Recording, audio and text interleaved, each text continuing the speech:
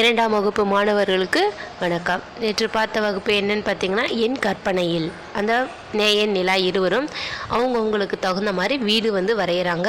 அவங்க வீடு, தோட்டம், மலை, ஆறு இதெல்லாம் வச்சு அவங்க ரெண்டு பேரும் என்ன பண்ணுறாங்க, அவங்களுக்கு பிடித்த மாதிரி வரைந்தாங்க. நாம் பார்த்தோம்.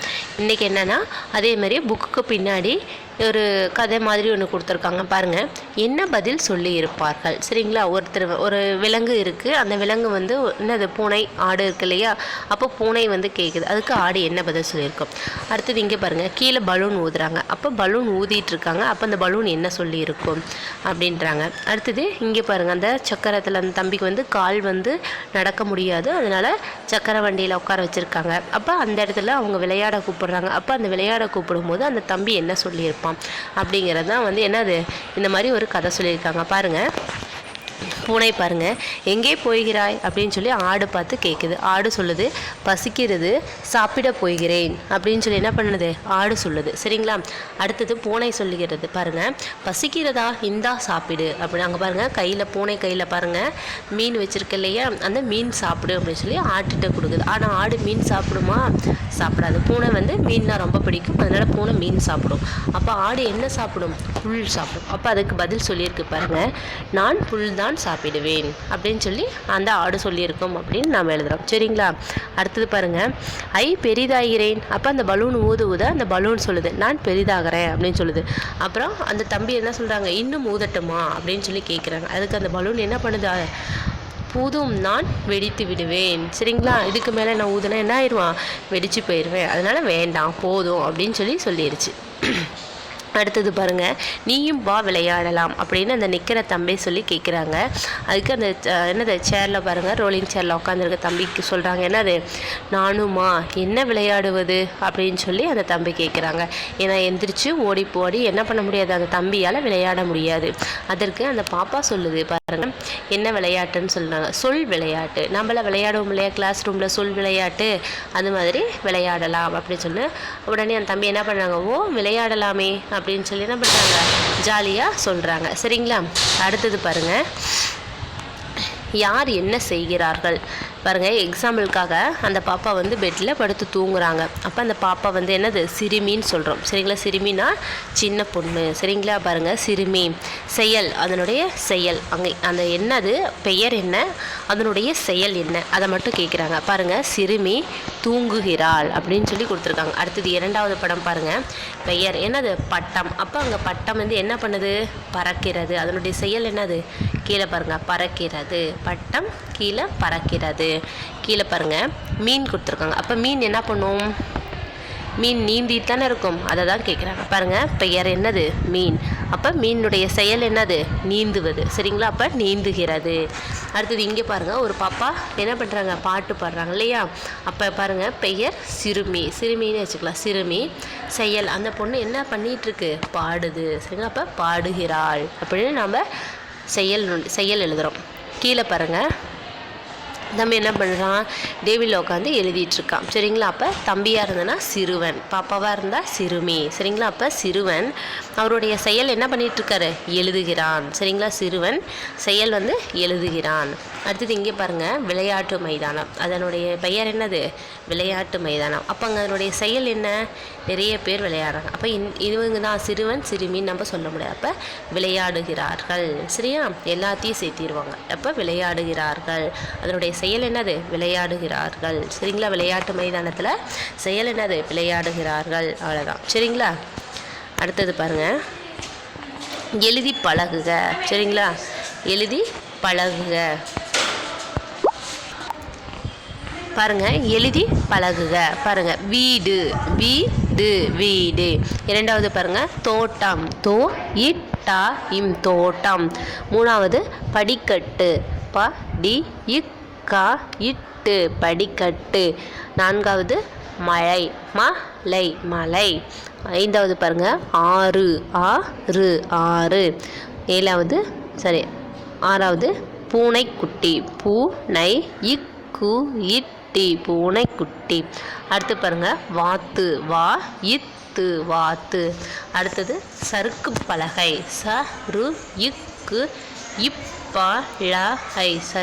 பலகை.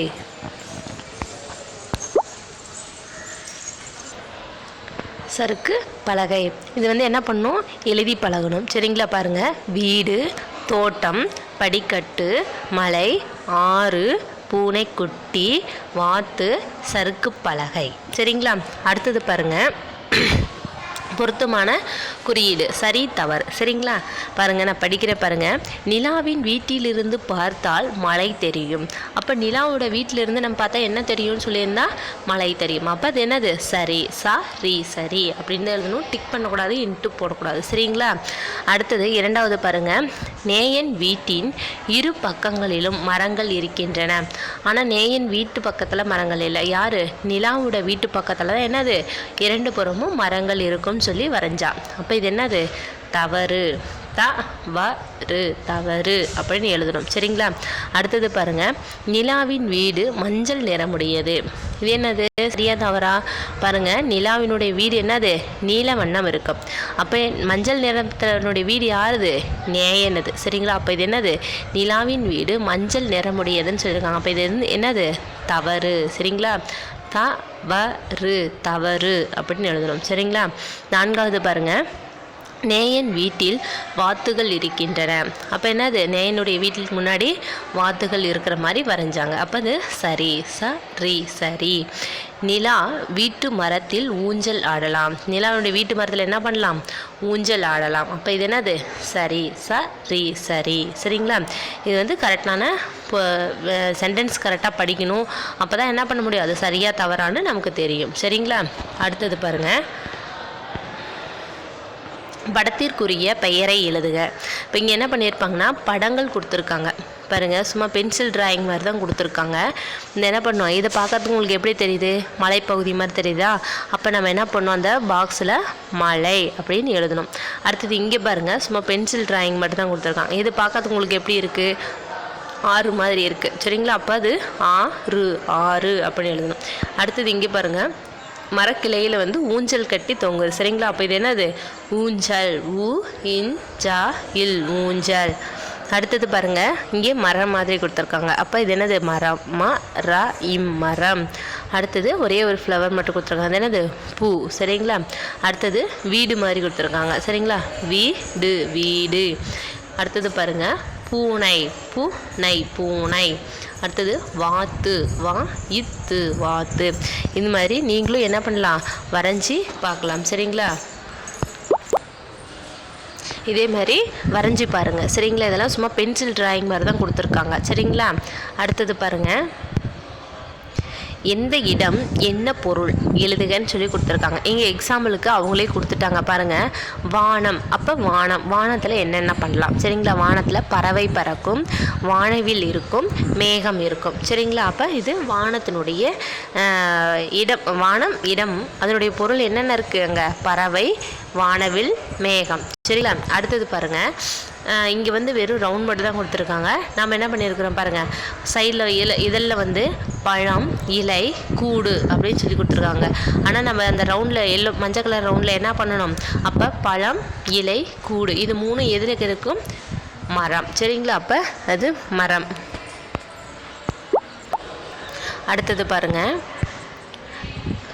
மீன், நண்டு, கப்பல் இது மூணு எங்கே இருக்கும், கடலில். அப்போ கடல் அப்படின்னு நாம் எழுதியிருக்கோம். சரிங்களா? அடுத்தது இங்கே மஞ்சள் கலரில் காடுன்னு மட்டும் கொடுத்துட்டாங்க. மீதி இருக்க மூணு இதழ் என்னது, நாம் எழுதணும். சரிங்களா? பாருங்கள், காடு. இப்போ காட்டில் என்ன இருக்கும், புல், மண், செடி. சரிங்களா? நம்ம நிறைய செடிகள்லாம் போடுவோம். அடுத்தது பாருங்கள், பள்ளி. அவங்க பள்ளின்னு மட்டும் மஞ்சள் கலர் இதில் கொடுத்துருக்காங்க. மீதி இருக்கக்கூடிய இதழில் நாம் எழுதணும். பாருங்கள், பள்ளி என்ன பண்ணோம், சீருடை, புத்தகம், புத்தகப்பை. சரிங்களா? புத்தகம்னா நம்ம எடுத்துகிட்டு போகிறோம். புத்தக பேக் இருந்தால் தான் நம்ம என்ன பண்ண முடியும், புத்தகம் எடுத்து செல்ல முடியும். சரிங்களா? அதுக்காக. அடுத்தது வீடு. அது இங்கே பாருங்கள், அடுப்பு, மின்விசிறி, போர்வை. சரிங்களா? இதெல்லாம் எங்கே கிடைக்கும், வீட்டில். சரிங்களா? அதுதான் வீடுன்னு நம்ம எழுதியிருக்கிறோம். சரிங்களா?